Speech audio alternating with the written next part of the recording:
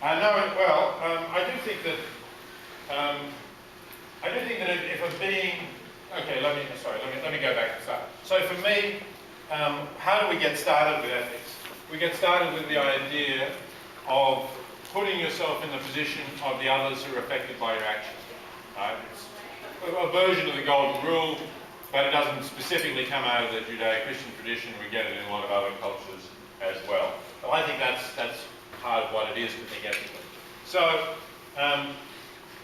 if you're trying to put yourself in the position of another being or entity, it has to have some conscious awareness for it to matter what it's like, right? So if I say, well, put myself in the position of this bottle, would I like to be squeezed like that? Well, the answer is, I can't really imagine that the bottle doesn't have any conscious experiences. It doesn't matter that the bottle is squeezed.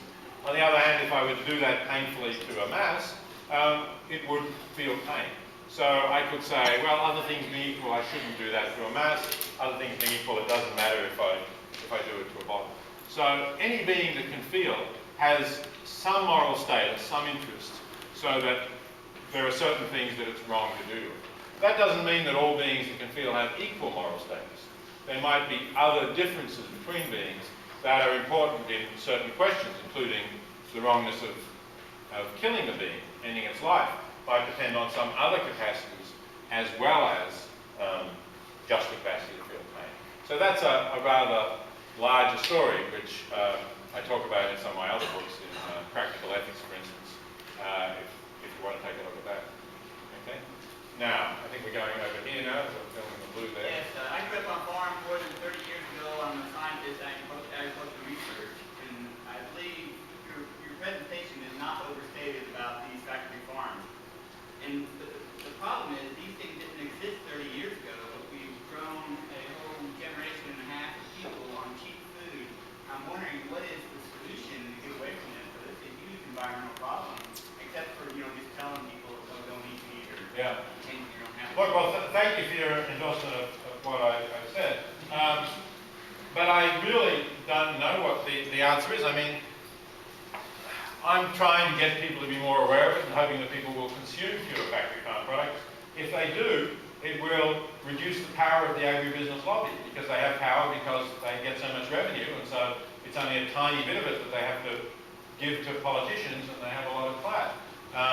So we can try to do that. Of course, if we had campaign finance laws that really had teeth, we would also greatly reduce the power of the agribusiness model. And that's a problem with our political system, I mean, the European Union has tougher laws about factory farming than we do, because they have a different political system, and money doesn't count so much. And the other places we've had advances have generally been where we've had a chance for a popular initiative, as in Proposition 2 in California last November. Then maybe we can beat the money issue. But otherwise, it's really tough to do it. Okay. Kind of going off of this question a little bit, this issue with consumerism, it seems as, like you were talking about the AMA, said, this is not the best thing you should be eating. There was that UN council that said, you need to stop eating so much meat. It doesn't appear that people care. It doesn't appear that people seem to stop eating as much meat as they did last year.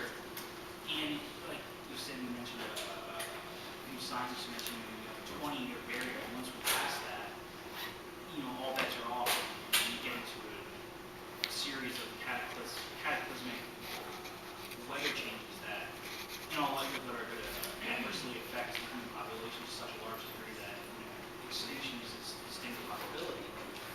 And how do we affect those people who refuse to be affected to a certain extent? Yeah.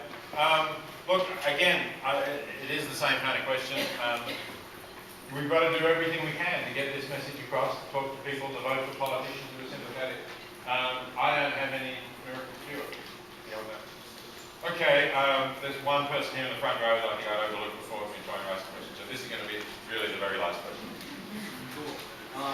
So I know from reading several things that you've written and listening to presentations, you talk about in development that you really hope to educate women globally, especially women in developing countries, and that and part of the reason for this is to mitigate, possibly mitigate population growth.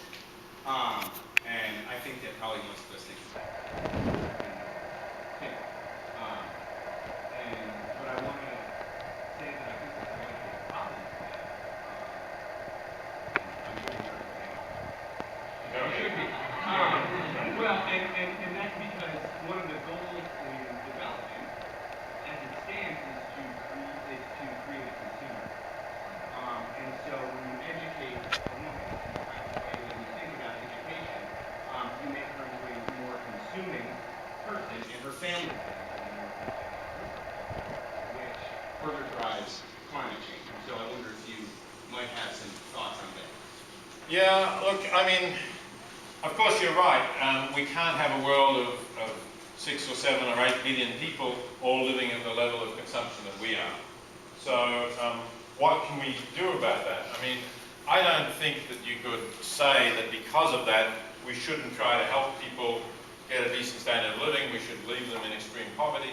I mean, that's not sustainable either, because populations continue to grow in very poor countries, and ultimately when populations grow they're going to clear forests, and you're going to get environmental problems and further contributions to climate change. I think we have to try to get people to a level where they are better educated, where they can control their fertility, and hopefully we will do that in a way that doesn't simply turn them into consumers like us, but they will have a more sustainable kind of lifestyle with perhaps local solar, wind and water power to provide some of the things that we currently use fossil fuels for. Okay, thanks very much.